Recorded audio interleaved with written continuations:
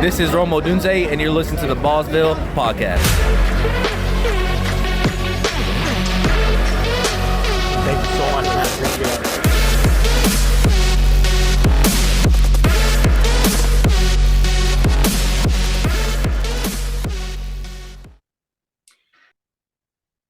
Welcome back, Ballsville gamers, to another episode of the Ballsville podcast. I am your host, Scott Fitzgerald, aka Lutz for Sale on Sleeper, and this episode is brought to you by the Ballsville Games. Our games combine fantasy football and poker, which create big payouts with great odds. We have another big show for you guys today. We have some returning guests, and we have a long overdue returning guest. And I'd like to introduce our guests. We have Sean Clemens from Las Vegas. What's up, Sean? I'm Scott. How you doing? We have Ken Moore, aka the dealer on Sleeper. What's up, Ken? Hey, how's it going? And we have D Payne from Pennsylvania. Welcome back, our ADP specialist. It's been long overdue. Glad to be back. Thanks for having me. All right. So we're going to talk about how the games are going right now. The Heroes division has finished. This is our best ball. It filled in 5 days. The entire division is a bonus division. These auction leagues are free. If you win at $10, if you score the most points out of all the leagues, you get an additional $20. So somebody will win a free $30 simply for playing in one of the Division 6 leagues. This is a nice way to practice on auctions if you don't know anything about them. I don't know anything to do about auctions, so I'm going to be horrendous in there. So, but it's good practice. So, Auctions are a blast. Yeah, so it's definitely going to be interesting. So it just shows you how fast these mini league or these best ball leagues are filling up. We're going to be starting Division 7, which is Wizards and Warriors, will be coming soon. So you're talking about a ton of players already in there. Like I said, they fill up very fast. So if you want any information about it, all you have to do is DM one of the game managers, and we'll lead you in the right direction. I want to give a shout out to some new players that we have. Don't kill the messenger on some of these names. So it's Murphy 86, Joey S 87, 86 Scott, Tampa Raider fan, Jimmy Wojo. This one, I think it's Missing on Alette. Rarity, Hunter Blazer Dog, Tomo 3991, Seadrift, Mazur 15, Hoyts, Joey NYC. I like this one. Danny Doinks, Dogs 2121, Chris 1204, Burst Speedy, and then I want to give a shout out to Grundog, who brought in 4 new recruits. So I want to thank you guys all for joining the Ballsville community, and definitely check out the podcast, like and subscribe. It really helps us out a lot.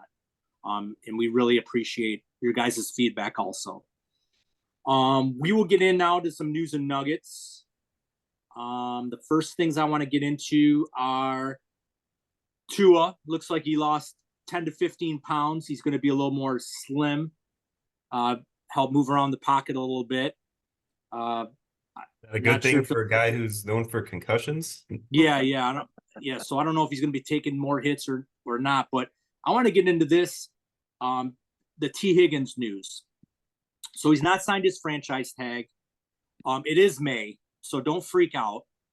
If this lingers into July, it might end up being a problem. Daniel, where's T. Higgins at right now in ADP?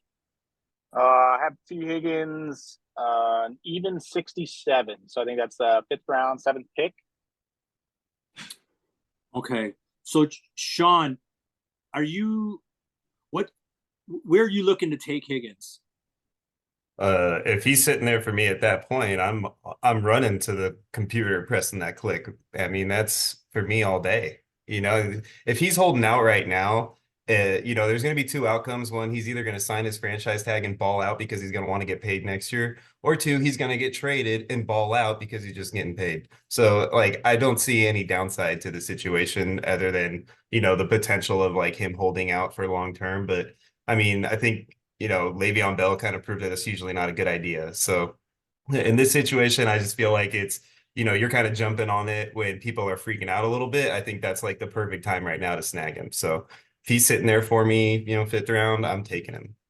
And Ken, there's it's actually the seventh round.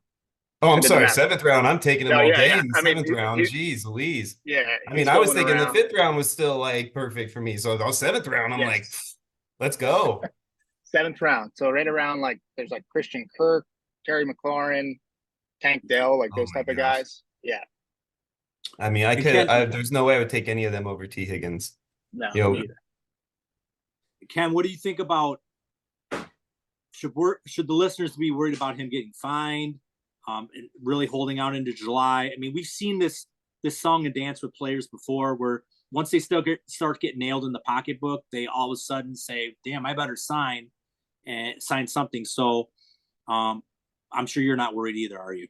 No, it's the same thing. Every year you're going to have your top athletes in football that are like, they're holding out. It happens every year. It's more of a common thing now. So at this point in time, there's nothing that I'm worried about. If we're getting like a month before the season and, stuff like that, that's a completely different story. But right now I'm not worried about it. Okay. It looks like Mike Williams has not been cleared yet for football activities. So I want to get into this a little bit because Aaron Rodgers apparently has no restrictions in OTAs. And what I'm looking at here is Garrett Wilson. Now, if Mike Williams, who's always hurt by week 4 or 5, they have a rookie coming in Corley. They have Tyler Conklin. Where's Garrett Wilson at, Daniel? ADP. Give me a second. Keep going with that. Okay. I mean, what do you think? Usually see him around the second round, late second is kind of where I've been noticing him. Sean, should he be going a lot higher? I mean, are we talking specifically best ball here? Yeah, best ball redraft. I mean, I'm thinking end of the first round. I mean, yeah, basically. I don't think there's any reason that he should be behind a guy like Puka. I've seen Puka going ahead of him in multiple drafts. Go before. So that's where I was getting at was, I think he's being drafted. He's not been given enough love, especially what's going to be going into that offense. So I got it pulled up here. You're getting him at the 7th pick on average in the second round. So 17.6 ADP. And Ken, that's too low. Is that too low, Ken? So I'm going to say I think it's actually where I would probably take him. If we're talking the first round, there's a lot of bigger guys out there for this year that I would, that I might probably take over him. However, I will say Wilson I'm fine with him moving up to the late first, early second. But I'm also fine where he's being picked now, because you're almost in that same tier of guys for his range. So you can make the case for him to move up, but I'm also fine taking him where he's at too. I think it's actually good value at where he is.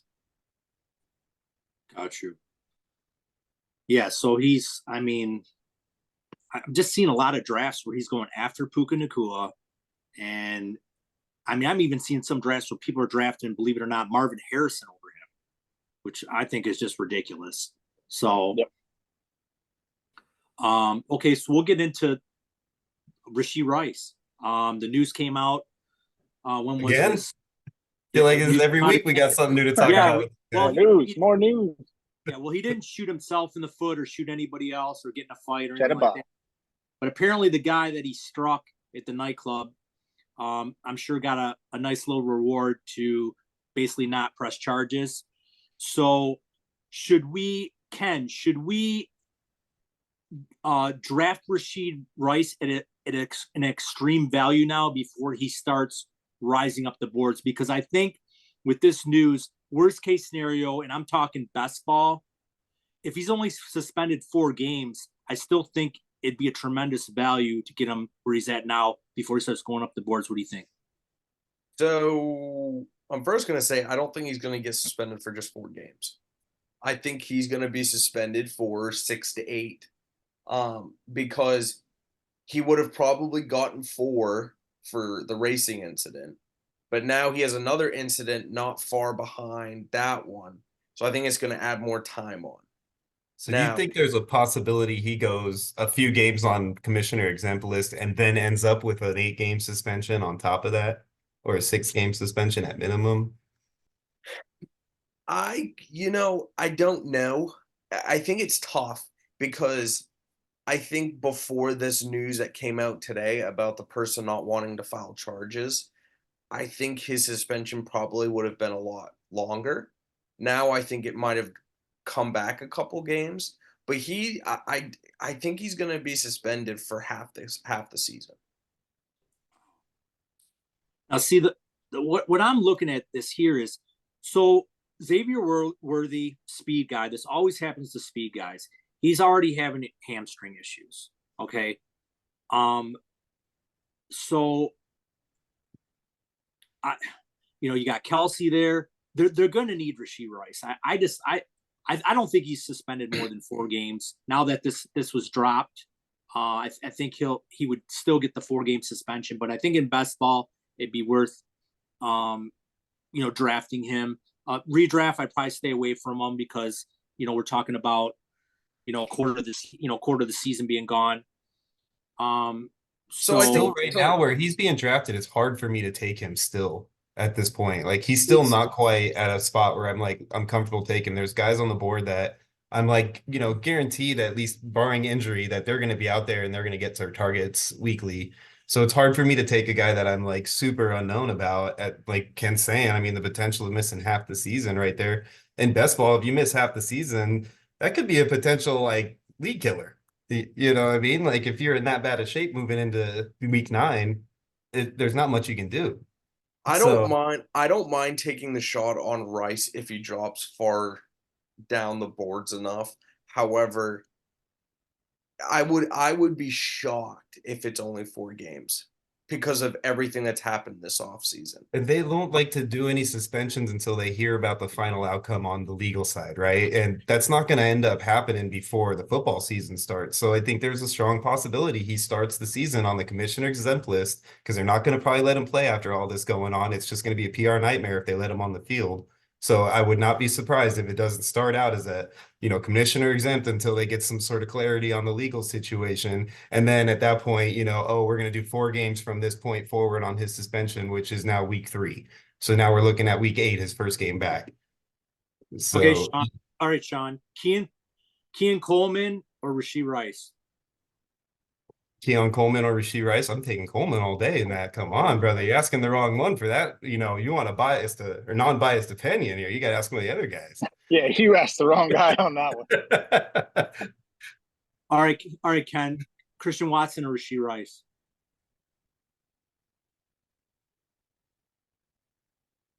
I know my answer. See, I'm taking Rice. When you think that, see, okay, there you go. I don't like Christian Watson at You all. really hate Christian Watson that much? I do. Bro, he's a guy who could get 5 targets a game, but 3 of them could be like deep passes and the guy you at cannot least, a good amount of points for the week. He is you touch him and he has an injury. Yeah, but at least he's got a chance to get the injury. The other guy's going to be sitting in the courtroom. Daniel, would you take Rashee Rice or JSN? Oh, probably JSN. I mean, at least I know he's going to be on the field, whether he's the 3rd target or not. I mean, you have a chance to pop off for a good game if you're on the field rather than on the bench or suspended or anything like that. I don't like to take a huge risk where he's being drafted. It just doesn't make sense. I mean, there's guys, like you said, Coleman's right there, JSN. Also, like Calvin Ridley, I see in that it has like a close ADP. Hopkins. Yeah, I'd rather take any of those guys in that range. Well, you know what? I think we're going to have this conversation again as the months go on, because I don't think this is going to be a never ending story. And we'll get into one more. So it looks like Kyron Williams is going to miss the entire spring OTAs dealing with a foot issue. So you're going to see a lot of Blake Corum.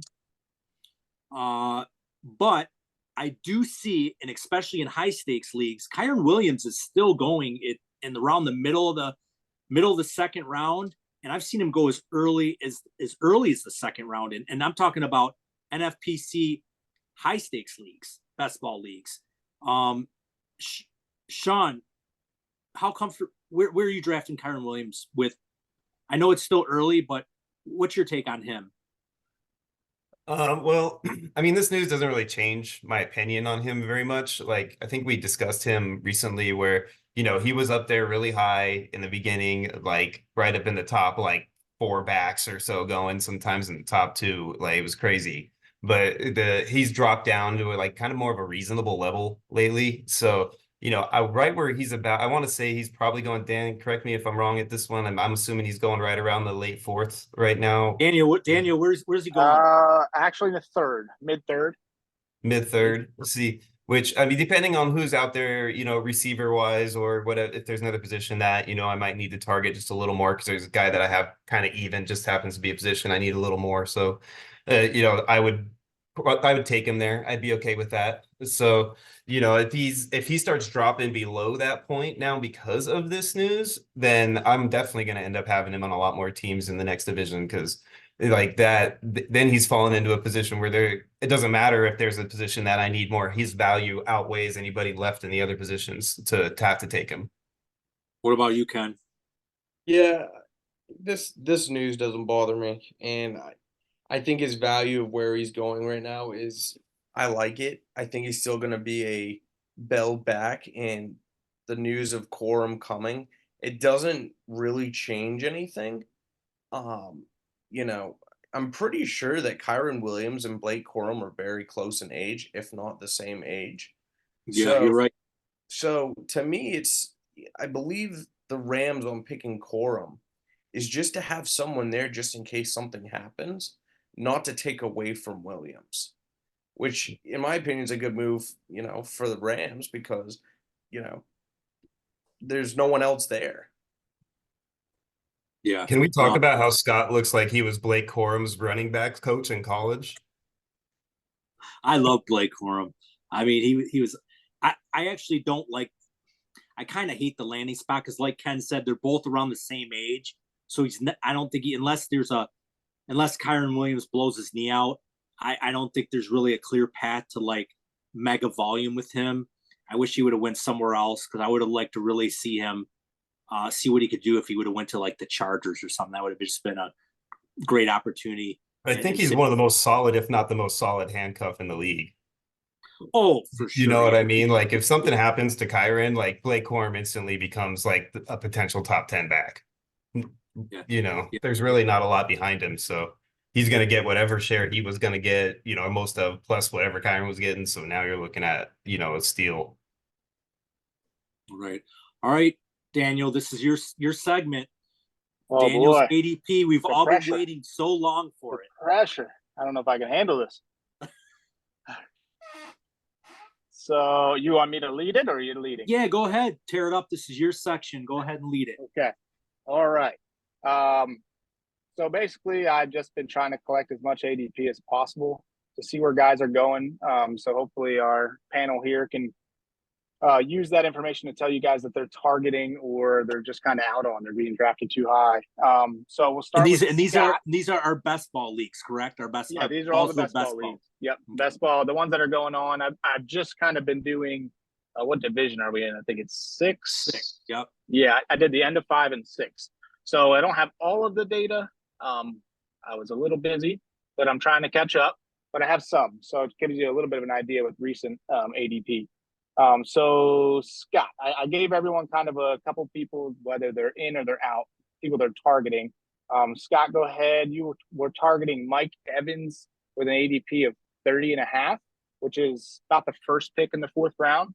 You want to go ahead and tell people why you think that's someone you're trying to smash and pick up then?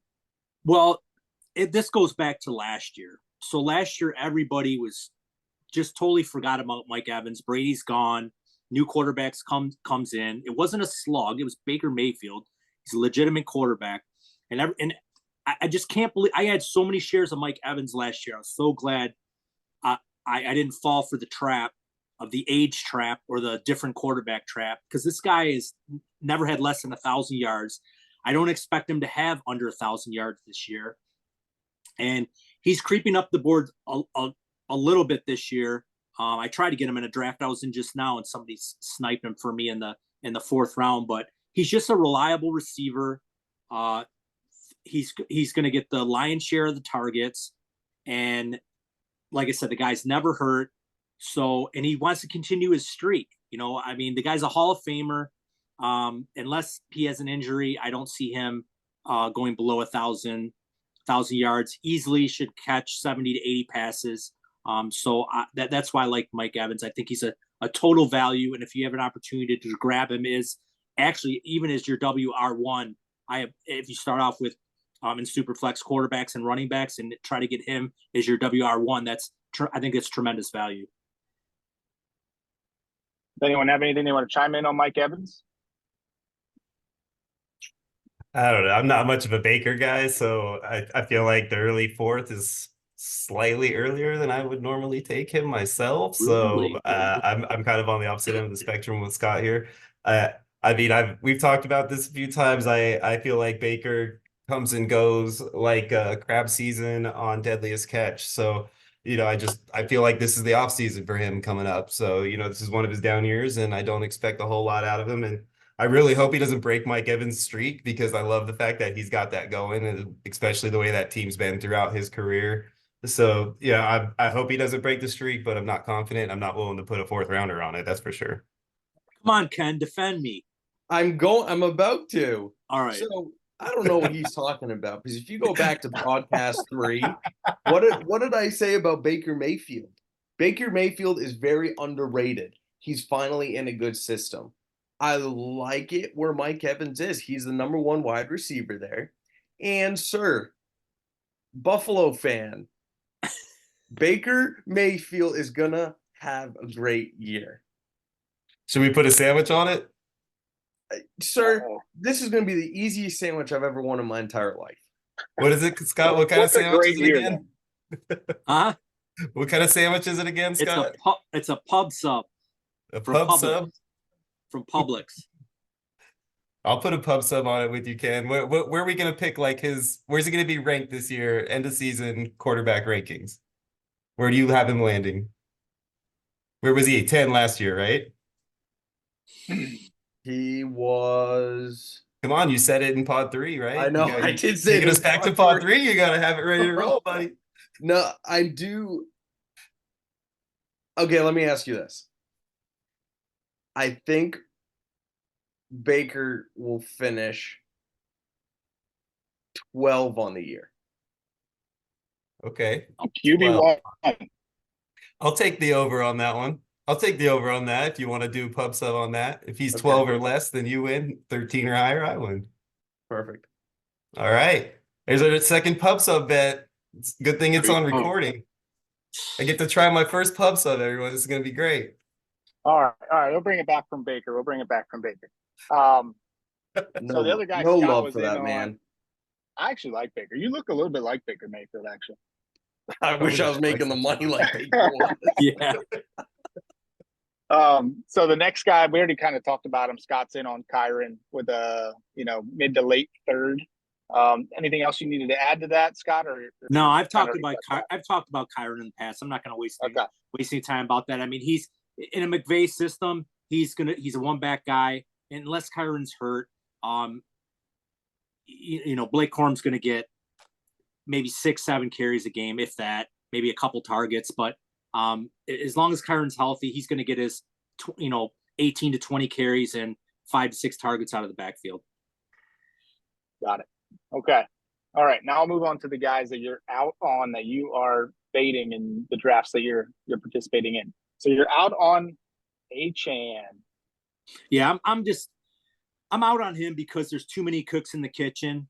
You still have Mostert, even though he's old. The guy had, over 20 touchdowns last year. They brought in Jalen Wright, who I love Jalen Wright. I mean, I think he's going to take on the Mostert role, and A-Chain's going to be kind of like a gadget guy. Now, I think I like a chain in best ball because you can get those spike weeks. So I wouldn't be totally out on him in best ball, but I just think he's going way too early. I mean, I'm not going to take him. God, I mean, he's going so freaking high. I mean, I've seen him go over Kyron Williams. I'm not doing that. Seeing him go over Josh Jacobs. I'm not doing that. Even over ETN. I'm not doing that. So I just think plus he can't stay healthy. Like I said, he's a boomer bust guy, perfect guy for best ball. I just think it's a little rich for me. Anything else to add, guys? I've never been an HA fan. The man can't stay healthy, and if you look at him, he's so small. Like, you touch him, he falls over and he gets hurt. He's way too early. If it usually doesn't happen, but if he were to drop to probably another round, I would probably like late 6th, early 7th. I would probably be okay in best ball because of that boomer bust. Yeah, he's going early 5th right now. Yeah, it's just I think he's the high. biggest boomer bust candidate right now in that range. You know what I mean? He is by far the biggest boomer bust. I think he's got the ability to be a top 5 fantasy scoring running back. He stays healthy and gets enough carries this year. So, but he could also easily get hurt week 3 and be out for the rest of the year, or just not be able to, utilize what he's great at, which is that shifty, quick speed. So, yeah, I'm he's kind like we're all in of agreement. out on him. I think I'm kind of out on him, honestly. But yeah, let him drop one round, and then I'd seriously consider it. Yeah, he's kind of on that fringe, like borderline, but it's also just a crowded backfield, and I don't really like that. The other guy Scott is out on it is Harrison. I know I've heard you guys talk about and Scott talk about how he's drafted too high a lot. So Scott, anything else you want to say about Harrison? You want to go on a little rant again? Well, I just want to let the listeners know, it's not that I have dislike with Marvin Harrison. I think he's going to be a stud. Okay. He doesn't suck at football. That's what you're saying. He does not suck at football. He does not suck at football. I will let you know who sucks at football. Okay. But I've seen him go over Garrett Wilson, which I think is a huge mistake. And I just think there's too many guys in that second round, even running backs that fall that I'd rather have. Super flex, I'd rather take the quarterback over him. So third round, beginning of third round, middle third round. I mean, we can maybe have that conversation. But they're rookies. They're rookies. And people got to understand that these guys hit rookie walls. Defenses scheme for them. And especially in the Arizona offense, if he went to somewhere like, let's say, Vegas, okay, and he's got Devontae Adams on the other side, where Devontae's going to draw all the coverage and Harrison's going to be left one-on-one, he's going to go into this offense where he's going to be the focal point of that offense. And being a rookie, he's going to be double covered. And it's too rich for me. And now next year, I'll probably be all in. Now next year, he's probably going to be a first round pick. So we'll have to see what his year. We'll have to see if they bring in anybody else. I mean, could you imagine if like T. Higgins went to Arizona? Now you got T. Higgins and Marvin Harrison there. Not too bad. If Marvin Harrison has a good rookie season, he will be like the Justin Jefferson, maybe first overall pick next year in dynasty startups and stuff like that. Exactly. Yeah. So gamers, you got to understand that these guys are rookies. I know everybody wants to find the next Puka, the next, big name guy, but investing early picks in the first and second round on rookies, I just don't advise that. They don't have the best track record. So let me ask you, because that Trevor, and you mentioned Trevor's team was your favorite team in that mock, and he took Kyler Murray and Marvin Harrison back to back at the turn with 2-10-3-1. So did you feel like at that point that was too early, or because he got that stack situation potential, he went that right route? That was the only thing I thought was borderline. Like I was borderline, but by him stacking, I was fine with it because it's best ball stacking. Now, if it would have been redraft, I would have been like, no, I don't like that. But being best ball, he did. In best ball to win, you got to have stacks. So, and you got to have them go off. So I didn't mind. I didn't mind that. And if I would have been in the same spot, I don't remember who was on the board, but I probably would have considered it just because I had Murray. When I remember thinking that when he did that exact thing, I was looking at the guys on the board and thought that was the best move for him at the time. Yeah. You know. So anybody else got something to add? I'm sorry, I feel like I monopolized the MHJ No, talk. you're good. I was actually just thinking it's funny because Division 6 League 3, you did the same thing, Sean. You took Kyler Murray at 210, and then you took Marvin Harrison at 3-1. I thought maybe you were Maybe just I like, liked it in the mock so much that I copycatted. All right, don't tell hey, maybe Trevor. I really like that. That Thanks, just shows Trevor. you what sickos we are. We're in so many of these leagues, we don't even remember who we've drafted half the So time. I have no idea. Yeah. All right. Okay. So Marvin Harrison, I'm kind of not. I'm not going to draft rookies that high. That's the way I play best ball. That's why I play redraft. I think there's too much baked in insurance, and yeah, you just don't know. But okay, let's move on to. Let's go, Sean. You are in on Neighbors in the early 6th round with an ADP of 52. What makes you in on him? Just the fact that he's dropping all the way to the 6th round. You know what I'm Is saying? it, I mean, we just is it talked the about how difference? Harrison's going early. What's that? Is it the difference that like you can get the wide receiver 1 versus the wide receiver 2, which some had flipped, some had Neighbors as wide receiver 1, which I didn't agree with, and then you can drop 3 different rounds. You can drop 3 rounds and still get possibly some people's wide receiver 1 at the rookie. Yeah.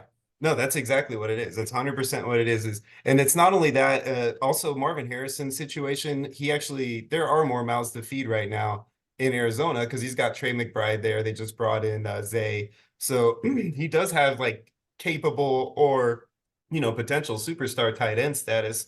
That's going to get some targets, and Tyler likes to spread the ball a little bit more and stuff like that too. He runs the ball a lot more too, things like that. So, Daniel Jones, man, I mean, he wants to throw it deep. We've noticed in the past that he's constantly tried to chuck it down the field, and Neighbors is the perfect guy for that. And who else is he going to throw the ball to? He's got Wan'Dale Robinson, who's really, I like what he brings to the table, but he's, kind of like a pigeonhole type of, receiver. He has a skill set, and that's kind of Yeah. his, small circle of skills, and that's about it. But, other than that, I mean, Jayla Hylett is really the only other, receiver there, and he's really kind of like, we'll see. So right now, I think Neighbors' target share is going to be so high. Like, even if it's not a great quarterback throwing him the ball, the target share is so good that I feel like he's going to be producing on a regular basis. And to snag a guy like that in the 6th round, like, I'll take that all day long, all day. Just like we talked about with T. Higgins. I feel like, T. Higgins isn't going to get the same kind of target share, but I feel like that they both have the same type of potential as far as point scoring. So, I mean, you guys can tear me apart if you want to, but that's the guy that I like. No. I actually liked that one. That's why I almost went with Neighbors for mine. And it's because of that difference. It's he was close to Harrison in my eyes, but he didn't surpass him. But then to be able to wait 3 rounds and get him with that team, they're just deprived of talent. And the Neighbors walks in, he's easily the best offensive player skill wise they have. 100%. No, I agree. Like we talked about last week, getting that, Ken even mentioned it last week, getting that difference in rounds with a guy that experts are saying coming out of the draft that he was like the 1B to Harrison's 1A when it came to a wide receiver coming out. And statistically, Neighbors could have a better year this year than Harrison. Just the fact, like what Sean said, there's more mouths to feed in Arizona. You got Trey McBride there. They're going to probably have a better running game, even though it's James Conner. They're still going to run the ball. Kyler will run around a little bit. There's really,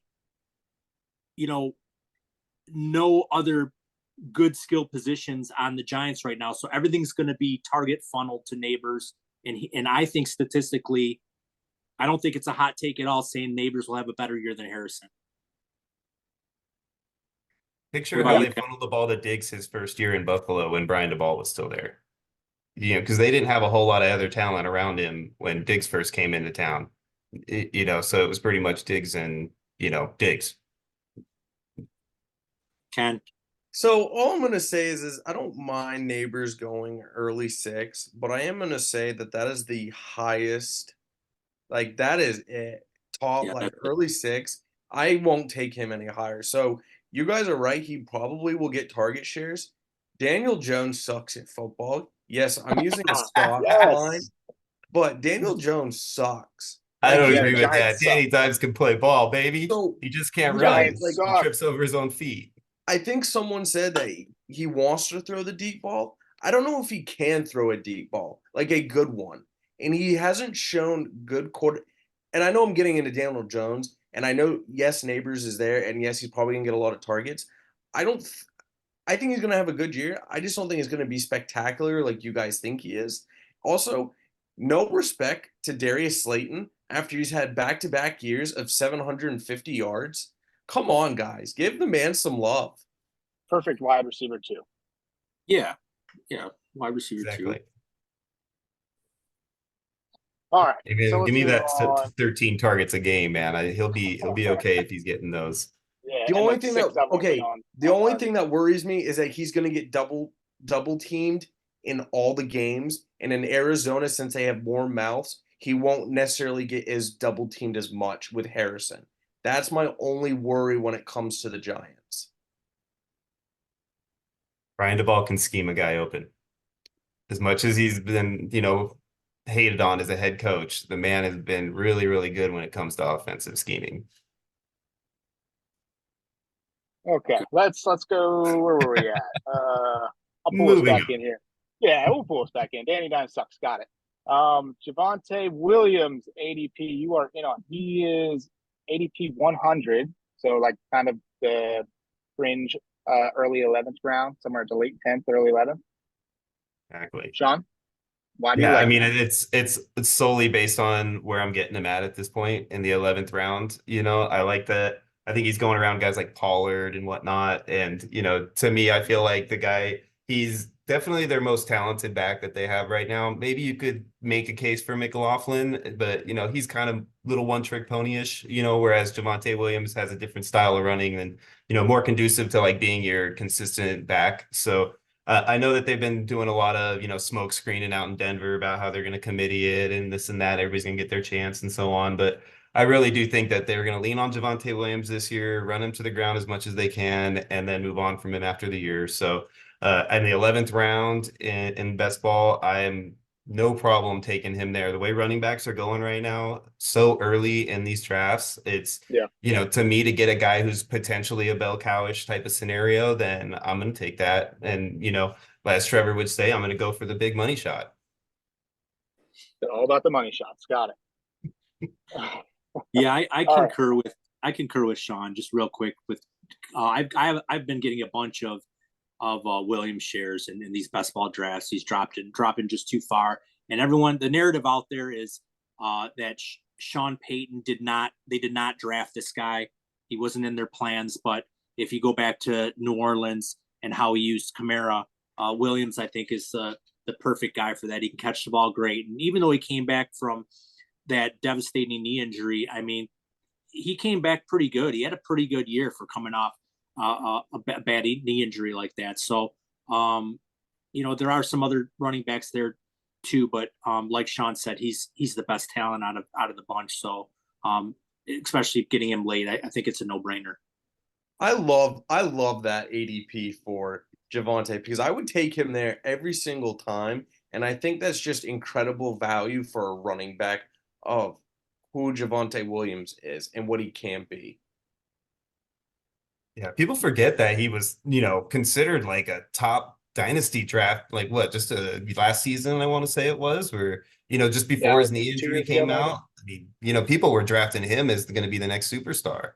You know, he's got all the talent in the world. He's got a great running style, and he can really do it in this league as long as he can stay healthy. And 2 years removed now, I feel like he's finally himself. Yeah, I mean, I agree with you because where he's at, it's like him or Jalen Warren, who's the RB2 on his team. Yeah. I Jaleel take the McLaughlin. guy. No, Jalen Warren is RB2 on his team. Oh, On you mean that on list. his, oh yeah, yeah, Yeah, yeah. yeah. I see what you're So saying. Absolutely. yeah, take the guy who's going to be the lead back, who you expect to be the lead back. Um, I think there's other guys in that range. You actually mentioned Pollard is right in that range. James Conner's kind of in that range, which they could go either way for me. I don't know if Connor loses that job or not this year. It'll be interesting to see. But okay, Actually have let's had see. that choice, and I picked Connor once or twice over Okay. Williams, and then did the best I could to try to get Benson later to handcuff myself. But Yeah, yeah. You, it, you got to kind of divvy it up. and it was solely more to spread it out because I'd already had a few shares of Javante by that point. That's the right way to play if you're in a lot of these leagues. Okay, Sean, you're out on Puka, and he has a 12.3 ADP. So he is early second round. I think he's wide receiver 4, 5, something like that. I tried to look it up, but I wasn't able to find it. But I think he's like wide receiver 5. I think he's before AJ Brown. So yeah, well before AJ Brown and Wilson. Wilson. So I don't know if you take either of those guys before. Oh, Let us know why absolutely. you're out. Absolutely. Yeah. And you know what? And we've talked about, the receivers a lot. I want to talk about all of these quarterbacks that are slipping in this super flex draft that are going behind Puka. That to me is unbelievable, man. Guys like Lamar dropping past him. I've seen Stroud drop past him. I mean, it's just unbelievable to me how many of these quarterbacks are falling behind a guy like Puka. Like, technically, Puka is still the number 2 on that team. You know what I'm saying? I mean, I know they're kind of 1A, 1B now because he came on so strong last year, but Cup is still Stafford's boy, man. He's not just going to like throw him to the wolves and just say, hey, I got my young stud over here, dude. This isn't a reality show. You know what I'm saying? Like, he's still his best friend. He's still going to throw him the ball. So, I just don't understand why he's going that high, and especially over some of these quarterbacks, dude. Receivers, let alone receivers, but some of these quarterbacks, man, it's just unfathomable to me that I would, and there's people that are taking them, I can understand some of these receivers like CD, guys like Jamar Chase, Tyreek Hill, those types of guys, but they'll stack up and they'll take him and take Jamar Chase at 109 and then come around in the second pick of the second round and then take Puka. I'm like, over a quarterback, over a really, really good top 8 quarterback. It doesn't make sense to me. Yeah, So, I'm sorry, going now that my to. rant's over, you guys feel free. No, I'm going to chime in because I've said this before. I don't like the where Puka's being drafted. The gamers need to understand that you are drafting Puka Nacua at his ceiling. So the chances of him having another ceiling year is probably not very good. He may never have another year like that again. So guys that you're taking Puka over guys like, and these are guys that have not hit their ceiling, have not had a ceiling year yet. Garrett Wilson has not had a ceiling year yet. Drake London, not had a ceiling year yet. Chris Olave, not had a ceiling year yet. So I'm not taking a guy at his ceiling. You want to get the next guy that's going to hit his ceiling. And so that's why I'm out on Puka Nacua. And like Sean said, he's last year Cooper Kupp was injured half the year. So this year Cooper Kupp, if he stays healthy, somewhat healthy, he's not going to reach those ceiling numbers again. Ken? Yeah, I have to agree. Out of the guys you listed, I'd take Garrett Wilson over Nacua. And, that's just one. I'd strongly consider Drake London over him, to be honest with you. With Kirk Cousins there and everything now, and him being just like him and Pitts really are kind of the 2 targets, and that's really it there. Being like, him and Darnell Mooney on the outside. So I mean, I'd have a hard time. So my pushback to you is on this. Cousins goes into a new offense. Stafford's already been there. Pitts in London with Bijan Robinson, Mooney and Moore are there. You look at the Rams, all you have is Stafford, Nacua. Higbee's gone. He's going to be injured for most of the year, or at least half of it. Yeah, Don't forget about old Parkinson now. Kyron is still there. my thing is Nakua's already shown you that he can be good. Even if he doesn't have a ceiling year like he had, he's still gonna have a good year. So I still take Nakua over London, but I would not take him over Garrett Wilson. So can you honestly say that you believe that Puka will have a better stat season at the end of the season than Drake London? I smell a sub coming. I don't think I'm gonna be really full by the end of this episode. You have a lot of subs, man. Two for one Wednesdays. I don't. I think their seasons will be very similar So why not take London over him? because I think that you're going to have a small regression from Nakua and a slight increase from London. I mean, I get where you're going. I guess my increase on London's going to be higher, in my opinion. But I don't think. Tell me, where's London going right now in ADP? I think he's ADP of mid-third. 26, so mid to late third. So So you can wait a whole round to get London versus in that taking, case, no, so like 2 rounds. so Yeah, this round goes and a half. back. This goes back to Scott's point. London is a guy I take because he hasn't hit his ceiling. But if you're going to talk about stats for the year, I think both of them end up in the same similar place. I think you get better value at drafting another player in Nakua's spot where he's currently going than you would and then take London later on. That's one of the things I love about early ADP like this right now is, I mean, there's guys right now that if we went and looked back at last year this time, some of the guys that we were hyping up that turned out to be nothing, some of the guys that we didn't think were going to be anything that became like really solid players. It's really fun to kind of see how this works out and pick your guys this early on because they're dropping and people are still sleeping. Yeah, I like it. Okay, moving on. Sean, you had one more guy you're out on, and that's Dak Prescott with a mid-third ADP.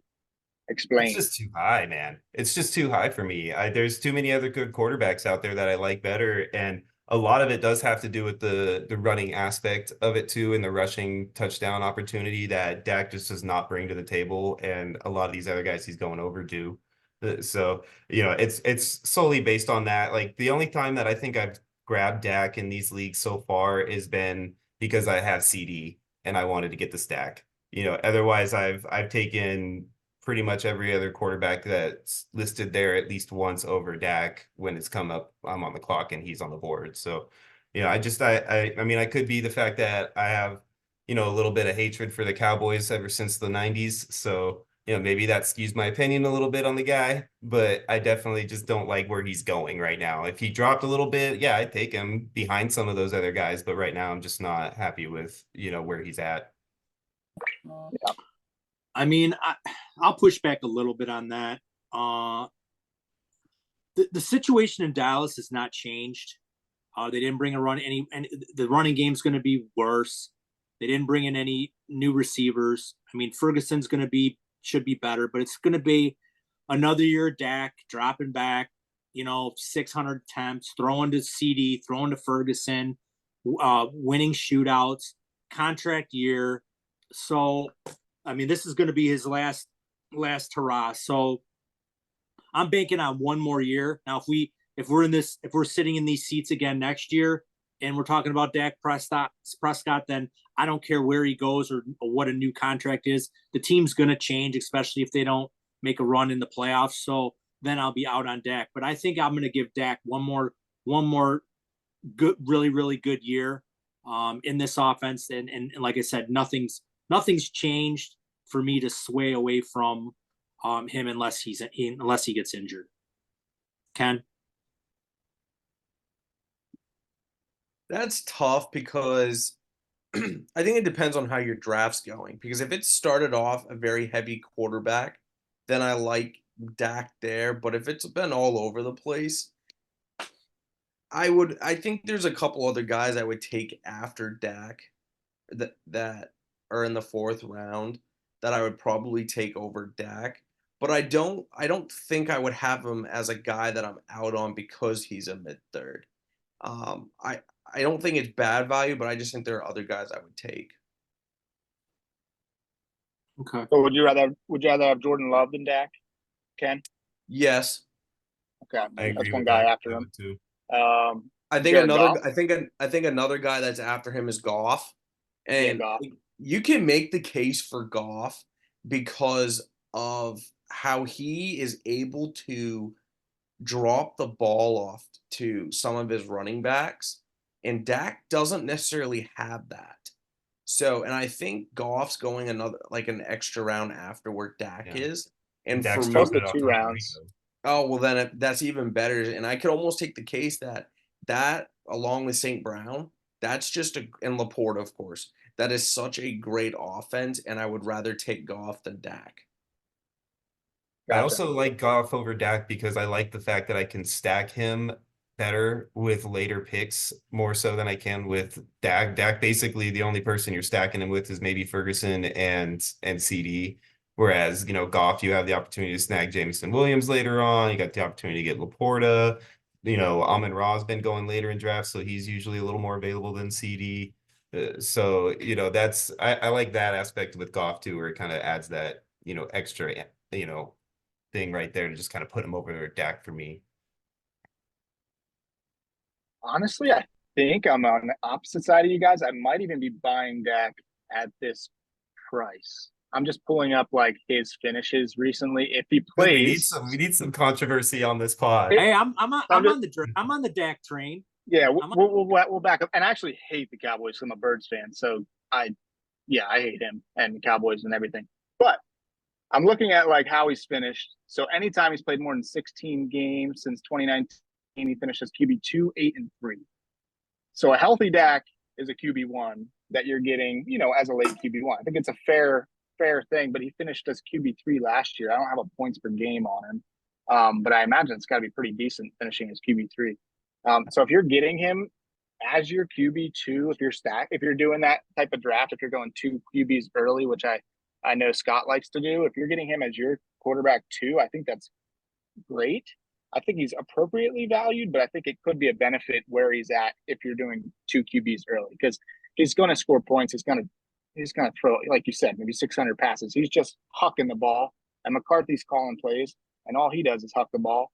So I think it's kind of a perfect storm if he can stay healthy, if he can play 16, 17 games. I think you're looking at a mid quarterback 1, going appropriately valued, but in these drafts, yeah, I think I'm buying them. I might have just talked myself into it, even though I have 0 shares in Dak. So next draft, I'm going to take Dak. Hopefully I end up All next to you so that I don't have to worry about you taking my guy. There you go. I'll just wait. I know Sean's not taking him, so I'm not going to worry. Okay, Ken, you are in on Flowers with a late 7th ADP of 69. Yeah, I'm a big fan of Flowers. I don't think he is getting enough attention or respect for going into this year. He and Lamar showed a lot of chemistry towards the end of the year. You saw it in the playoffs. He had a very big game. There isn't anyone really there. And it's kind of interesting to talk about because Derrick Henry came in, right? And he is a bull running back. He does not catch a lot of balls. Dobbins, Edwards used to do a lot of that. Yes, I know Mitchell is still there, but really on offense, all you really have is Flowers and Andrews. And Flowers is still the wide receiver 1 there. So to have a wide receiver 1 on a team in the late 7th, and for what he can show, what he has shown that he can produce, I like that value. 100% agree. I don't even need to elaborate. Ken said it perfectly. I'm with him on that 100%. That was well said. Well said. yeah, I don't have too many shares of Flowers. It's not like I didn't want to grab him. It's just, people grabbed him before me, and it, so I mean, I'd like to get a few shares, but it just, people grabbed him just a round earlier than I probably would have grabbed him. But I think 7th round value is great. Man, you totally killed that debate, Ken. Straight up old school style, man. Yeah, that was good there. I mean, I'm looking at guys that he's going after, and it's like Christian Kirk, which I actually kind of like. But he's like, Tank Dell, who's now got a bullet in him, and then Keenan Allen, which I don't know what to make of Keenan Allen, but yeah. So Flowers, I think, is an absolute steal where he's going. Okay, let's see. Marquise Brown Ken, you're in on Marquise Brown. Is that right? Did I read this right? Yeah, so this one's an interesting one, and I know I'm probably going to get some flack for it in the early eighth. And there's kind of a reason why I'm choosing Marquise Brown. So you're going into the season right now. Worthy, who's all about speed, he's not a big guy, already has hamstring issues. Rice, who has off the field issues, which he's gonna get suspended for part of the season. There is no doubt in my mind. It's just the amount of games that he's suspended. So now that you're running into issues with those two wide receivers, that leaves one last guy, and that's Marquise Brown. So for me, Marquise Brown showed with Murray that he could produce big numbers. Yes, he got hurt, very unfortunate. Hurt me last year. Now you have Mahomes as your quarterback. I just think it's gonna be a good value that at this point. I don't I don't probably wouldn't take a much higher than this.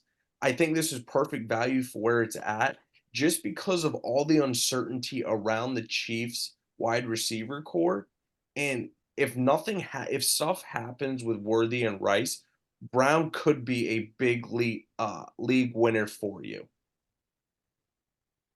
Sean. So let me ask you, do you take him or Worthy if they're both available for you at that point? And they probably will be. They should both be pretty close in ADP, right? So They are. I think I'll get it for you in a second. Go ahead, Ken. I think for this year, I have to take Marquise Brown.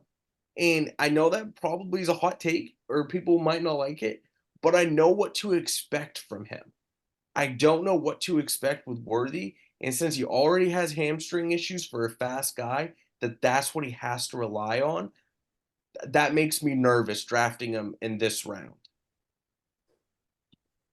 Okay. So Worthy has an ADP of 81. So it's that you wait around. Yeah, if I'm I mean, around, I'll probably take Worthy, but like I agree with what Scott's saying there. I'm sorry, Ken's saying there. yeah, I mean, I'm not the biggest Marquise Brown fan, but I mean, Ken's right. I mean, in the early eighth, I mean, the best ball drafts. I mean, you're looking at ceiling games. He can definitely give you some ceiling games, especially with Rice being out. And in any kind of league, you want to get off to a fast start. You want to pile up those wins and those points. So, getting a guy like Marquise Brown, if he can have, let's just say, Rice is out 4 games, and Brown can get you maybe 3 spike weeks. It'd probably be worth it. So, I mean, I don't know. I look at that whole receiving core in Kansas City, and I'm like, you know what? That just makes me want to smash Travis Kelce in like every draft, because I just think he's just I have been freaking peppered. Travis Kelce is a 5th round ADP. That's ridiculous, man. Yeah, it's awesome. I feel like you got him in the most recent draft that we were in together, actually, Scott. Yeah. Say the late 4th. Yeah, because I get to stack him, but yeah, he's being criminally undervalued, As we was last year. Yeah. Yep. Everybody thinks he's just gonna get old. Like, the man is obviously not getting old. Let's just all keep going until he falls off and give him credit. So Ken, you're out then on Taylor. Yeah, guys, I don't like Jonathan Taylor. I can't get behind him anymore. He seems like such a nice guy. You know what? I bet he is, because he basically told Jim Irsay that he wasn't playing, and I respect it. But if he didn't get his contract, which big fan of that. But my issue with this is he's had countless issues with his ankles. With that one ankle, it keeps seeming to bug him. Now you have a Russian quarterback, and for an early 3rd ADP, I'm sorry, that is not a guy I'm going to take who's also starting to get up in age for running backs. I think his ceiling is capped, and I just don't think he's going to have those big games as what we're expecting or what we're used to. And he just can't seem to stay healthy either. I think there are other guys in those areas that I would take over him to pick another area of need for top talent, either at quarterback or wide receiver. Do you take Kyron Williams over him? I think you could make a very strong case to do it. And I know you want to give me a hard time about this, Sean, but Kyron Williams is a better receiving back than Jonathan Taylor. I mean, I will give you a hard time about that comment, but I will give you a hard time about taking him over Jonathan Taylor. I definitely like Taylor where he's going right now at early third. This is one of the ones I didn't agree with you on for sure, because I've taken Taylor quite a few times in the early third coming around. Because I mean, I know you don't like Anthony Richardson being there with him, but I actually think that's going to open things up for him a little bit more. And he's actually able to throw the ball, going to have a better threat about that. So I really do think he's going to have a decent season this year. So I have no problem taking him at that point. Yeah, I kind of like Jonathan Taylor in the third. I think he's still a young back. I agree with Ken. He's had some injuries, but my whole thing is if Richardson's can stay healthy, that RPO that they're going to run is just going to open up huge holes for him. So, I like that Indy offense. I think that Indy offense is ascending, and it's all based on Richardson's health. Now, if Richardson gets hurt and they got to bring in the backup quarterback, and then now you're talking about giving the ball to Taylor 20, 25 times a game, he's probably going to wear down. Wouldn't be crazy about that. I'd be a little scared about my Jonathan Taylor shares, but if Richardson can stay healthy and for the whole year and they have a really good offensive season, I think he may even improve that third round ADP and could be in somewhere in this, in the second round if he has a great year. So I think there are better running backs out there around that same value as him that I would rather take over him. Yeah, I don't agree, but I can understand where you're coming from. Yeah, so I'm looking at Jonathan Taylor right now, and I think it's all about health with him because 2 years ago he averaged 13 points a game, which is horrible, but he only played 11 games. And then last year he played 10 games and he averaged 15 points per game. Obviously, some of those were when he was coming back off the injury, so he didn't score great. But I'm looking at kind of a big risk with him. I know he finished the year real strong, but I've taken that risk on some because I'm also a believer in the Indianapolis Colts offense. I think Shane Steichen is a great play caller, is a great head coach. Philly definitely misses him. And I think that Miles Sanders had his best year with a rushing quarterback running the RPO with Shane Steichen as a play caller there in Philly. I think that Jonathan Taylor is way more talented than Sanders. So if he can stay healthy, I think he could be kind of a buy in this range. I think he has RB1 overall potential, but there's just, if you want to take that risk of he might only play 10 games and get hurt and suck the rest of the way. Ken, So that's 3 against 1 there. I like it. Ken, would you take Saquon Barkley or Jonathan Taylor? Barkley. Really? I take Barkley. You always complain. Oh, I take Taylor. Never plays the whole year. He's injury riddled. And you would take Barkley over him? All the same reasons you just said he didn't like Taylor. I You're know. gonna take That's why Barkley I over gave him that's why I gave him that either or. I'm like, I've got to see who he's going to take here because he hates both of them. I do hate both of them so much. He hates both of them. So wow, really? Yeah, that's interesting. I like Barkley, but we'll leave Barkley guys, behind. I need to preface something. I've told you guys back way early on the podcast 3, me and running backs are not friends for that main reason of the risk factor of how easily running backs break down. Yes, he did. He did say that Ken does not like running backs. There's 2 on your lineup, so they're necessary evil. Yeah, you have to play him. Except there is one running back I love that, he's just my favorite guy out there, and that is Breece Hall. Okay, there you go. Yes, let's go. I thought you were going to say TJ Hawkinson. Well, yeah, I love TJ Hawkinson. I just want to point out I was able to get him in our last draft, and that made me extremely happy. I wish it would have happened during the pod. Okay, and then Ken, you are out on Roma Dunze, ADP So at 8. my issue with Odunze is not necessarily that he's not talented and stuff. My issue is I think this year that he's just gonna sit back a lot of it. You know, Keenan Allen's there. You know, DJ Moore is there. Now you have Swift. You have Komet. There's just too many mouths to feed that Odunze I think should be a little bit later.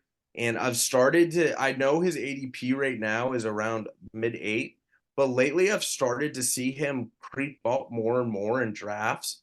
And I'm kind of shocked on it, and I'm not a fan of it either. I don't think this is a year for him. I think next year is, but I just don't like where he's going right now. Yeah, I concur.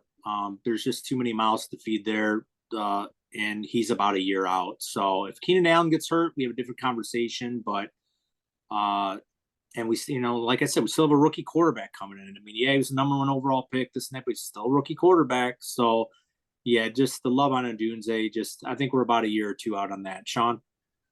No, I'm in the same boat. I mean, he might be somebody who comes on for you around like week 12, week 13, and maybe puts up a couple of weeks at the end of the season where he scores pretty well, leading into next year, because I doubt they'll make the playoffs. But I don't think this is the season to take him, and definitely at that, mid-8th situation, like no way am I taking him in the mid-8th. You're taking one of the guys that are guaranteed to be #1 or 2 targets on their team. Like there's no Yeah, because reason. like we said earlier, Marquise Brown went in the early 8th. So would you rather have Marquise Brown or Roma Dunze? I mean, it's pretty Brown simple. all day. I take Brown all day. I'd Yeah. probably take the rookie over him, Worthy over him too. And I over think, Odunze. and that's kind of why I brought this up, is I know that their ADPs are very close. And I think it's kind of to point out the difference between what we've seen with actual production and the difference between that with hype for some of these rookies. And then I don't mean just this year, it's any year that this happens. Big names, when they come out, their first year is always a little bit rockier than the rest of their career because they're getting used to the NFL. And a lot of people still take them early. We go back to the Marvin Harrison thing. I'm not trying to beat a dead horse, but yeah, he's going super early, probably too early. I still think he's going to have a great season and a great career. It just goes back to the hype aspect to these rookies. Right. What about you, Daniel? Anything you want to add? No, not much to add. I'm just looking at some guys that are going in that range. I'd rather have. I mean, I can rifle it off. I'd rather have Jordan Addison, who had a better rookie year than Odunze is going to have just based on target share. And now Jordan Addison's going into a second year. I'm not too worried about quarterback there just because of the offense. Deontay Johnson, I'd probably take over him. I'd probably take Ridley. I'd probably take even McConkey at this point than Odunze. Yeah, Okay, I would gotcha. too. 100%. I think Lad McConkey has potential to be the #1 target in that offense. Yeah. By mid-season, really. It could be early. I did read that McConkey's been taking all the first team reps already. Oh, absolutely. So I'm not taking any third tier, like third wide receiver. Not that he's a third tier wide receiver. He's just third on his depth chart. They're not his depth chart. Exactly. Yeah, I mean, I think he's talented to be a #1 on most teams, but he's just third on his depth chart right now, and I'm just not taking that anywhere near that. Yeah. ADP. His value will be next season when he has that kind of season this year, and then he drops like crazy next year because people aren't going to expect him to come out and do much more. Yeah. And then Keenan Allen's not there, and now he's a stud. I mean, it's also the Bears, so count me out. I don't know. This is the Bears, man. Caleb Williams. All right, we'll get in. We'll get into Daniel's ins and outs. So I'll let Daniel break all this down for us. So you got Daniel's ins are he's got Mixon, whose ADP is 61, which is an early 7th. What got you there? I just think that I believe in Houston's offense. I'm excited about it. I think that they want to use a running back. You saw that last year with Singleton, and I just think Joe Mixon's more talented. I think they upgraded their offensive line. And I just think that he's kind of a steal where he's going at. I would take him over probably Achane, Walker, Pacheco, Rashad White, all of these guys that are going ahead of him, and I can wait till Spicy. 61st pick. Yeah, you gave me some heartburn with that. That's spicy. Let's go. Let's hear it. I'm about to put a public sandwich on this one. I'll put 3 Oh, on here it. we go. Another pops up, baby. I'm sorry. public Did you say that Mixon is gonna? You say you're gonna take Mixon over Walker? Yep. Well, go ahead. I mean, I've never really been a Walker guy, if that helps you. I don't think I've ever had a Walker share. Go ahead, Ken. Tear into him. It's not that I'm gonna tear into him, but my thing is with this, it's that Mixon's slowing down. He was not as dominant last year with the Bengals as what we've seen. And they've already come out and said Dameon Pierce is still going to have a big role in the offense. Do I think Dameon Pierce is that good? No. But just that's a lot higher on Mixon than I think I've heard from anyone. And I've just, with Walker, I just don't know how you can take an aging running back like Mixon, and with him starting to slow down compared to Walker. Sean?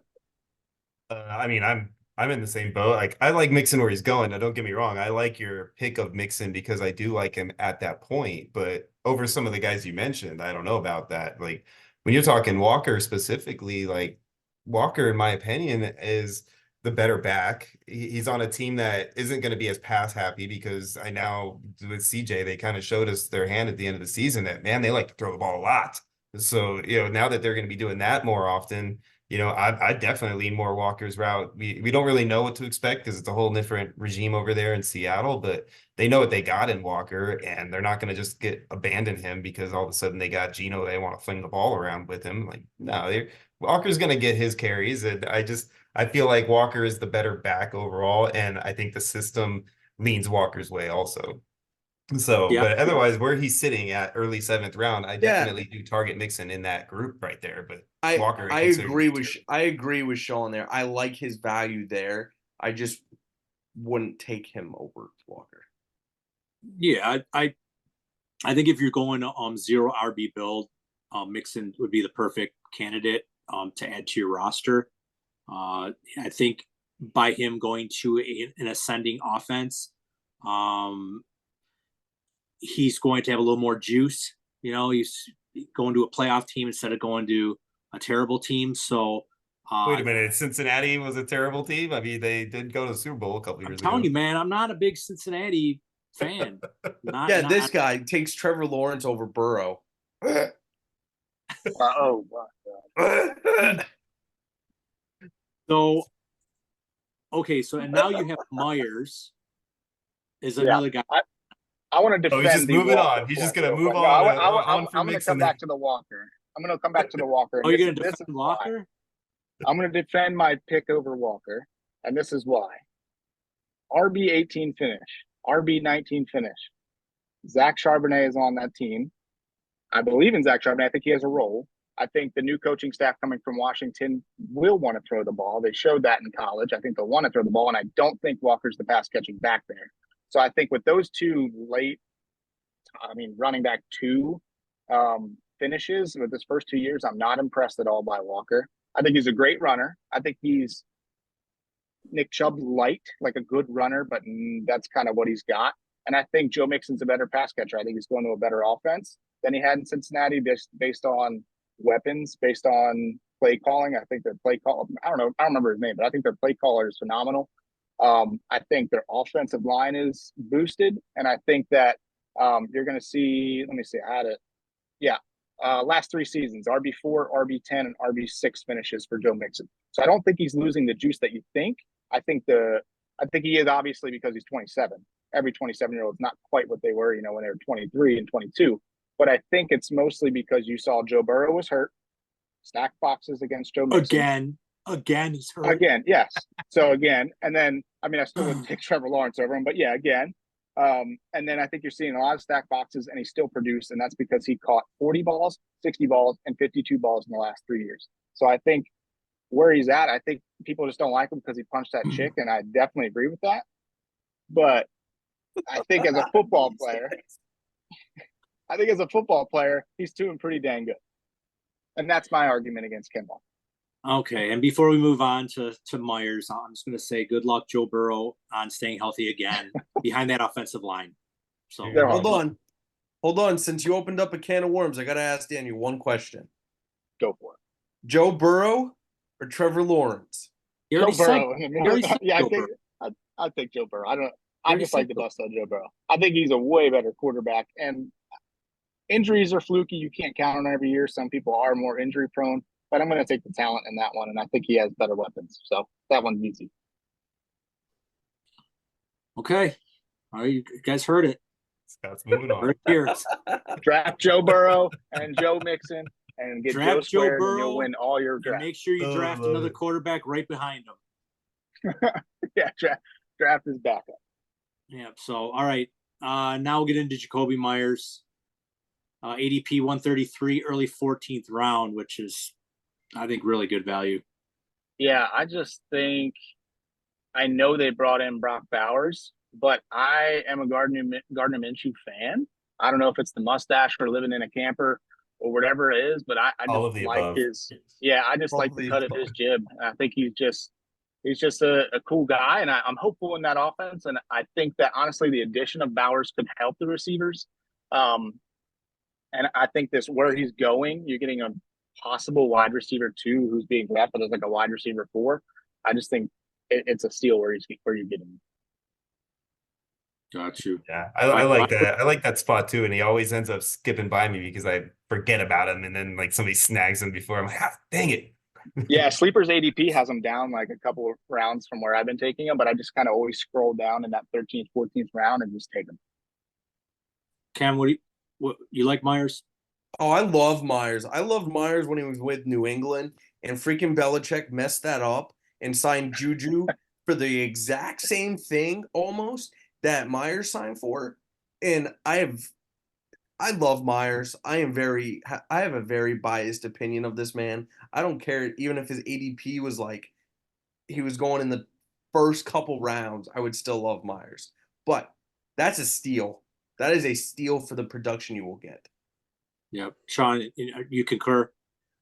Yeah, I do. I'm curious to see your guys' opinion because I feel like they're kind of both the same role on their offense. Zay Jones or Myers? Oh, Myers, 100%, not even close.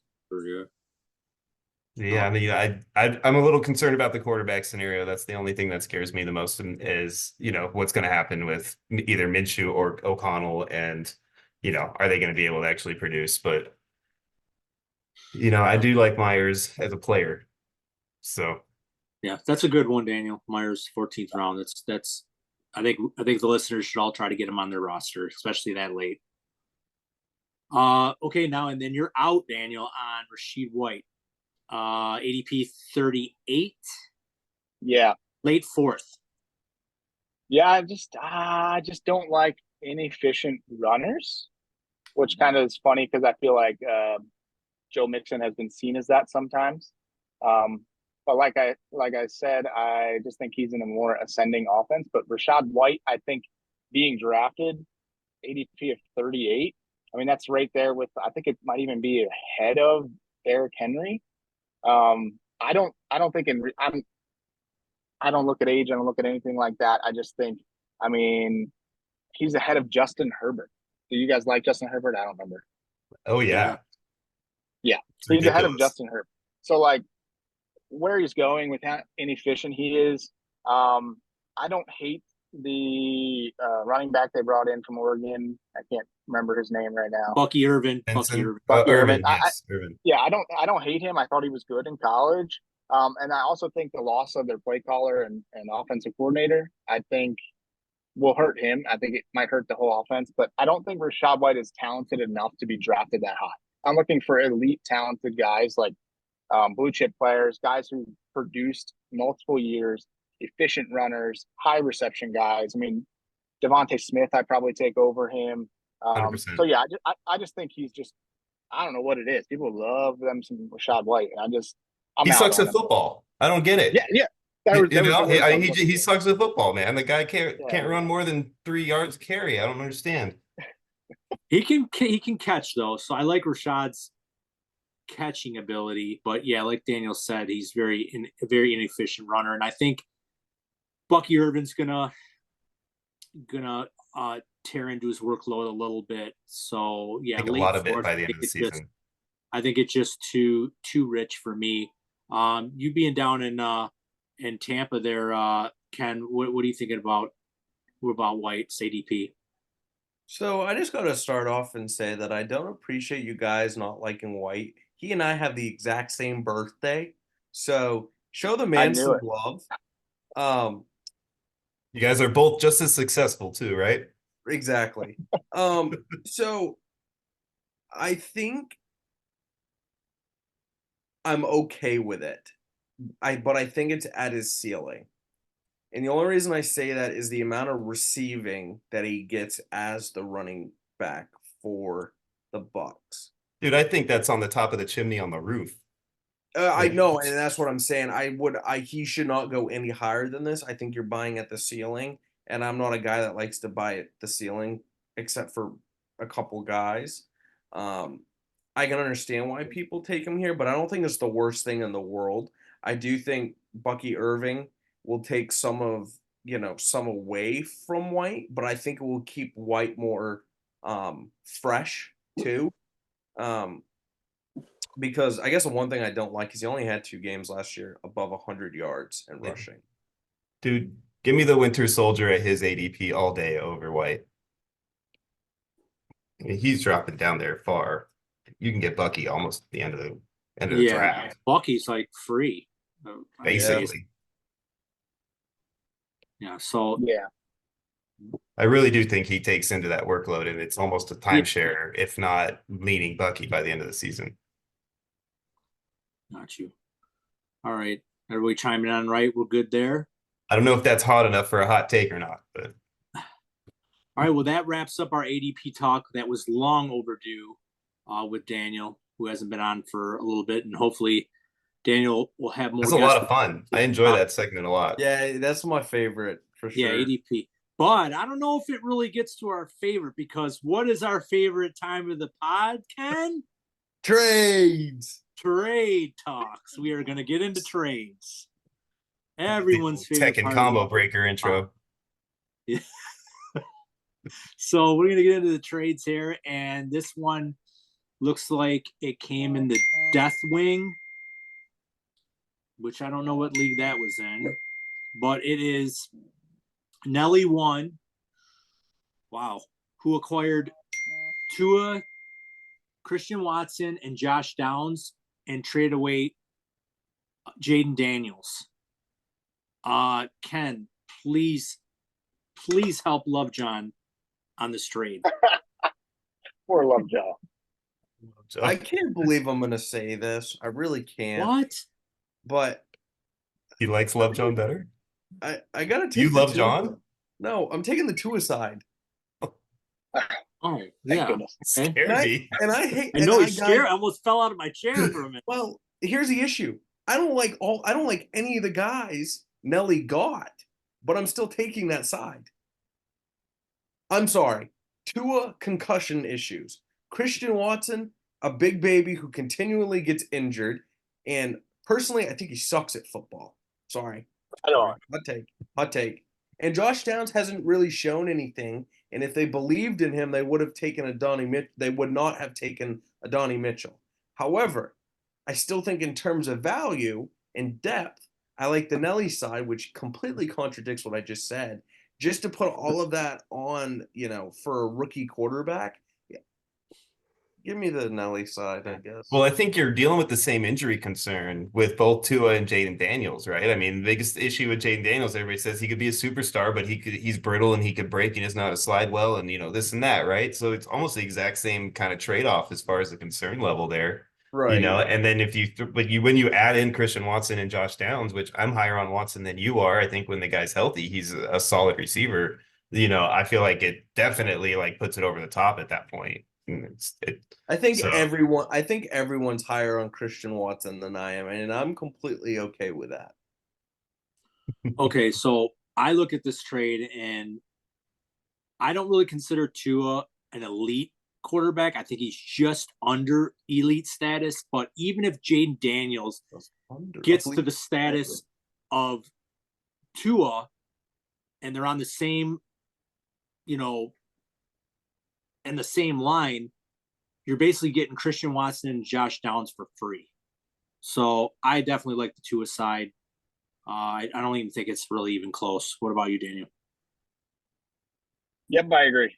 I'm not in that league. I'm in a league with Love John, and he is an active trader, and I don't think he cares what he gets back. He just sends stuff. And I love you, Love John. If you're listening, shout out to you. But yeah, give me the players. Jaden Daniels is, I feel like I don't really buy into. I mean, I know Joe Burrow was a late bloomer in college, and Jaden Daniels is. I don't really buy into it. I think it's less often that they pan out. And you're getting 3 for 1. You're getting a quarterback that I think in Tua, if he stays healthy and stays in Miami, I think an extension's coming. We'll see. If he gets extended, it's smash for Tua. But yeah, I expect him to get extended. So you're getting a quarterback on a contract with weapons, with a great play caller who's probably even to Jaden Daniels if Jaden Daniels hits his peak. Maybe he can score a little bit more if he hits his peak just for rushing. But then you're getting a free Watson and Downs. I don't even like Watson and Downs. Hey, someone agrees with me. They're free in this. I mean, Watson, he might score you like 18 points all year, and it's all in one game. And even if you don't like them, like they're beautiful trade targets to trade away, and people are really high on Christian Watson. You can get value for him right now even if you're not a fan of him. Hey, to everyone who is listening to our podcast, when I trade you Christian Watson, give me the max value on him. Do not listen to what I said here. You better get those trades out before Friday when this hits. All right, so looks like we're all in agree with that trade. So we're gonna go to another one where we have Love John, who's in another trade, and in my opinion, I think he's getting fliced again. So I'll break this one down, and I hope he doesn't live in a cold weather climate because he is naked after these 2 trades. Yeah, no doubt. So Love John's acquiring Xavier Worthy, Ken Walker, and a 2026 second round. Oh my God. And Tyler KC is getting Ricky Pearsall, Kyron Williams, and a 2026 first. I don't know. So I look at this trade, and the best player in the deal by far is Kyron Williams. So you're getting that. And I look at the future for San Francisco and where San Francisco drafted Ricky Pearsall. They're figuring they're either going to move on from Brandon Ayuk or Deebo Samuel, which I think it's going to be Deebo. I hope so. And so there's the replacement for Deebo. I do kind of like Xavier Worthy. I just hope he's not a one-trick pony and he's just a straight line route runner. And then a 2026 second, and then you're getting back a 2026 first, which I don't know why you would give him a 2026 first, but Tyler, I just got really good value in this trade, and I don't know. Like I said, I always go with the best player in the deal. It's Kyron Williams for sure. What about you, Ken? Oh, Love John. I don't even know what to say. I hope you're happy with the players you got, because looking at this trade, I just give me the Kyron Williams side, and it's not even close. Yeah. Daniel? Yeah, so this might be kind of takey, but I think Tyler got the 3 best pieces. I'm taking Kyron over Walker. I'm taking Pearsall over Worthy. That's just a personal preference. I know that's not, people's. But it's not completely ridiculous. It's not. And I think, obviously you're taking a first over a second. Like I don't see where he was like, yeah, this is a good trade. Let me take this. Yeah, and I don't know anything about their team builds right now or anything, but just looking at this, and the trades that Love John has made, that 2026 first rounder is looking pretty good right about now. So, it's just like I would think that the second and the first would need to be swapped. Like he would need to get Worthy, Walker, and the first, and give up Pearsall, Williams, and the second. Maybe we're looking at closer to a doable Yeah. trade, but it's still out of range for me that situation. So I So hate I'm to I'm just pile on John, but it's no, another weird move. I'm Yeah, in this league with him. oh, So do you want to hear his team? Shout Yeah, out go Love for it. John. he's got Okay, to be a so rebuilder. it's actually not horrible. I was expecting it to not be so good, but Jordan Love is his QB1, his QB2. Actually, Lamar Jackson's his QB1. Jordan Love's his QB2. So he's good at QB. Ken Walker, Raheem Mostert are his starting running backs. And then he has Puka, Pittman, Reed in his starting wide receivers. Sam Laporta, tight end. Najee Harris and Evan Ingram as his starting flexes. So not terrible. It's not horrible. Is He it should- he TEP or should- anything? So He wait, should hold have on. tried. Is this a best ball? No, this is a dynasty trade. So I guess for me so is that Daniels trade in there? Differently. I believe Deathwing is the same as this the golden standard one. I believe it's kind of the same. They're just your standard dynasty, no best ball. But the Jaden Daniels trade that we just talked about was a different league, right? Than the one that That was this a trade different is league, from. yeah. It's a different Oh. league. Never Yeah, mind. My that bad. was the Ballsville league. I think he would have been better off if trying to. I mean, I still wouldn't have liked the trade, but I think it would have been a little closer if he'd have sent over instead of Kyron Williams, he was sent over like Najee Harris. Yeah, that's probably Yeah, closer. definitely. Yeah, because like Dan just said, I mean, I look at it and I see a loss in every aspect, with maybe the exception of Pearsall and Worthy, and you're talking like a coin flip almost difference between them. There's nowhere near enough of a gap, even if you're higher on Worthy than Pearsall, to take the drop between Walker to Williams and the second to the first. Just doesn't make sense to me in that. Yeah, it feels like a guy who was sitting between his picks and slow drafts and was bored. And it's probably true. I've done it. Yeah. Yeah, So I've done it myself too. So just a shout out to Love John. We love you, brother. You're a Ballsville gamer, but if you need some additional tutoring on trades, you can reach out to the Jimbo. dealer back. Jimbo on and you guys, Sleeper. you and Jimbo can get together. Yeah, Ludes for sale on Sleeper. Any of us game managers, we can help you out with some free tutoring on trading. So we will move on now to drum roll, the big trade that we're gonna break down here. And this trade was between our co-host here, Sean Clemens, and Showtime. So I will break down this trade right here. Showtime acquires Devin Singletary, Malachi Corley, Will Levis, and a 2025 third. And Sean gets back Amari Cooper, Rashid Shaheed, DeAndre Swift, and Carcass Mariota. So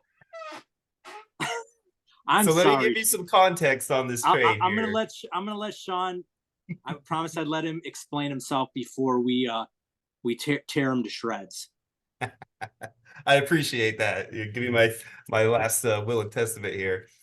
So basically what happened in this league is this is a league where I'm trying to repeat here, and I'm looking to build some depth on my team, and maybe potentially make one more trade before the season's actually kicking off. So what happened is this guy that I'm with Showtime is we were talking back and forth, and he's basically in a situation where he's kind of sitting in that middle tier, and he's like, do I blow up and start over? Do I shoot for the fences and try to jump into the top tier?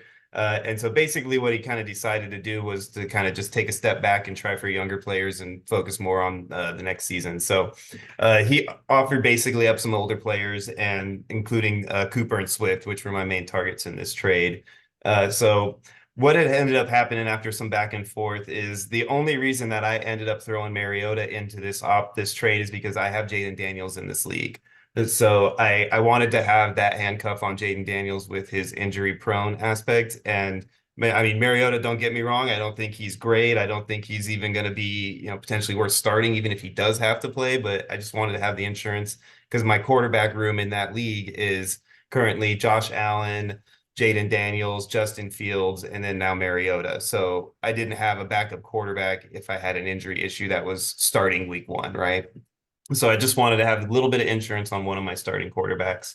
My main targets were Cooper and Swift in this trade. So I personally tried to get to drop out Corley and only do drop out Corley and drop out Rashid, and then just basically have Cooper, Swift, Mariota, Singletary, Levis third. He wouldn't do that. So at the end of the day, I just basically said that it was worth chasing the championship to give up that little extra to take the loss on this trade and hope to get the win in the end.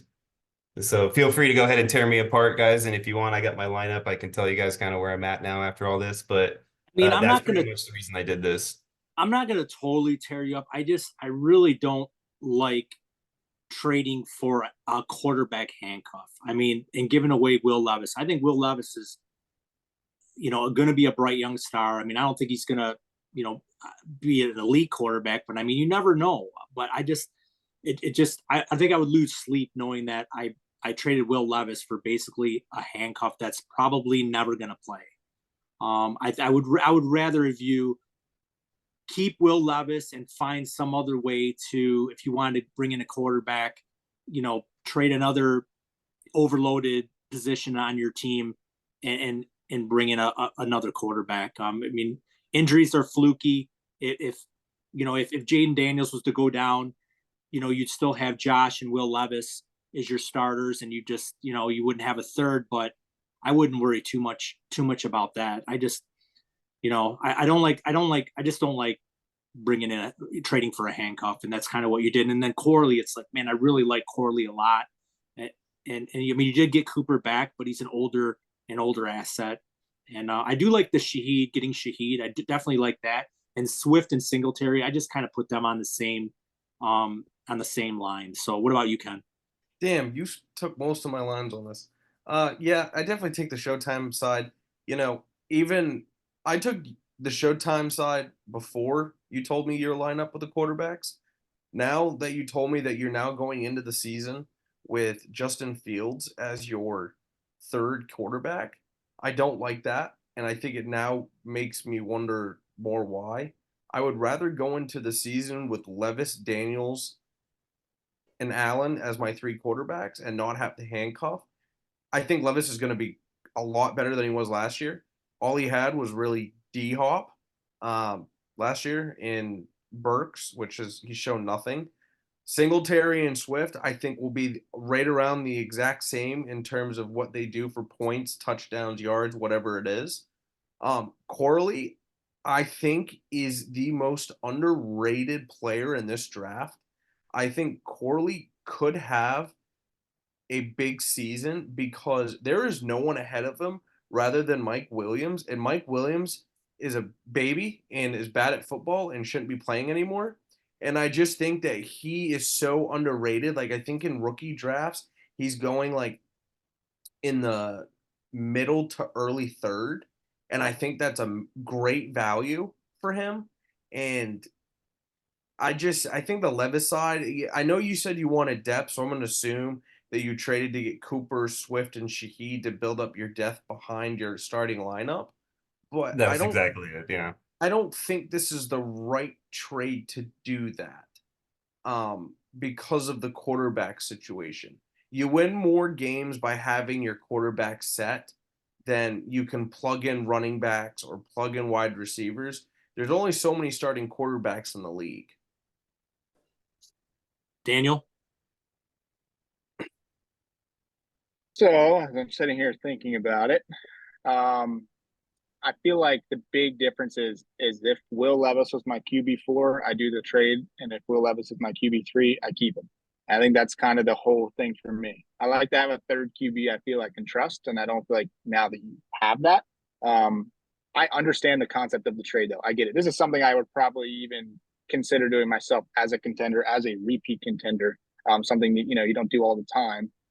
Getting Cooper and Swift, I think will both have really good years. I think I would expect Swift to have a better year than Singletary. I think there's a chance Singletary doesn't finish the year as a starter, and I don't see that for Swift. And then Cooper's just, old Coop. He just doesn't stop. He's just steady. He's like Mike Evans, but a smaller frame. Like he just always competes. He always fights through whatever injury, and he's got 1,000 yards, and he's efficient. So I get the trade. I just think with the context you've given us, I know you were hoping it would help a little bit. I think it actually hurt it in my opinion, because Will Levis was your third option at quarterback, and I don't like in a dynasty to not have a QB3. So that's my opinion. I feel you. And it might be partially because I do honestly wholeheartedly believe that Fields is going to be sooner rather than later the starter in Pittsburgh. So like my thought process was that Levis was my fourth in my mind. Yeah. And I like Fields. I think I agree with you, Sean. I think Fields is going to be starting about halfway through the season. But like I always say, the cheapest way to acquire quarterbacks are in the startup. It's very hard to get them in trades, and so I was disappointed that you sent away Will Levis. You're mad that I didn't call you first. Yeah, I would have definitely tried to talk you out of it. Sean, the only thing I'm going to say about this is if you go into the beginning of the season and say an Aaron Rodgers situation occurs first game of the season with Daniels, I know you have Mariota. We both said that Mariota sucks and is awful and shouldn't be playing football anymore because he's bad. You don't have anyone else that can go get you points, because now you're going to have to go out there because Fields isn't starting yet. You're going to have to go make another trade to get a quarterback. And people are going to know that, and then they're going to basically run up the prices on you because they know you need one. And you'll be contending too. So they're going to be like, and you're going to have to overpay because you want to try to win another championship. So you're going to have no choice but to overpay. Yeah. And I mean, I'm not saying that I won't try to make one more trade here to get another quarterback, just, get some depth behind me. Like guy like Bryce Young, I might be able to get on the low right now. I don't know. I just traded Bryce Young in a league for oh shoot, who was it? There was a league. There was a league two. There was a Williams. Was it Kyron Williams? There was another one 2 days ago. I traded Bryce Young straight up for Reed. Oh, Reed. And I like Reed, so it's kind of weird. I think it's kind of even. I don't know. Yeah, I'm hoping that now that I have the receiver depth I'll be able to make a move like that and throw a decent receiver that, somebody I don't really want to get rid of, but will if, adds that extra kind of, just concern, alleviates that concern about the quarterback depth. Yeah, so, but other than that. I have a situation here. Go ahead, Daniel. I was going to say, but before I make the same mistake as Sean here, I got an offer as we were sitting here. A live offer, and it involves, live offer. Let's do it. So I give up Caleb Williams. I get back Drake May, DeAndre Swift, and Troy Franklin. Whatever you guys say, I'm going to do. No. Caleb Williams. Not doing it. He's trying because you figure you're getting Drake May, who's going, 108, 109 a lot of times I'm seeing right now, and then you got who was the other rookie? You mentioned Troy Franklin. Troy Franklin's going like what, mid to late second. Is that about right? Sound about right on rookie drafts for you guys? Mid to late second for Troy Franklin? I'd say mid second, yeah. Yeah, mid to late second. So you're looking at a late first and a mid second and DeAndre Swift for 1.1. Yeah, no. Yeah, it's definitely not enough. I was thinking no, also because I gave up a lot to get to 101. I gave up more than that, but I just thought it'd be interesting, kind of live offer here. And are you going to counter it, or are you just going to decline? Decline? Get that. I'll send him something later, but I just want to decline it on the podcast. Thumbs down. Thumbs down. Tell him at me with something better than that. We can talk, buddy. All right, guys. That's going to wrap up another episode of the Ballsville podcast. I want to thank my guests, Ken Moore. I want to thank Daniel Payne. I want to thank Sean Clemens. And I want to let the listeners know, thank you again for viewing, subscribing to our podcast. It really means a lot to us. I have guests booked up all the way till the middle of June. We're going to have some really good guests on. We're going to have a future female guest who is a Ballsville gamer. And so that should be pretty interesting because we do not discriminate. Fantasy football is for women too. So we're going to have her on. Her name's Sarah. And we're just going to keep this rolling. Hopefully get Alex back on to talk about the games and really get into those best ball games. We still got openings in League 7. And we'll be getting into the redraft leagues coming in sometime in June. So until next time, Ballsville gamers, we are out.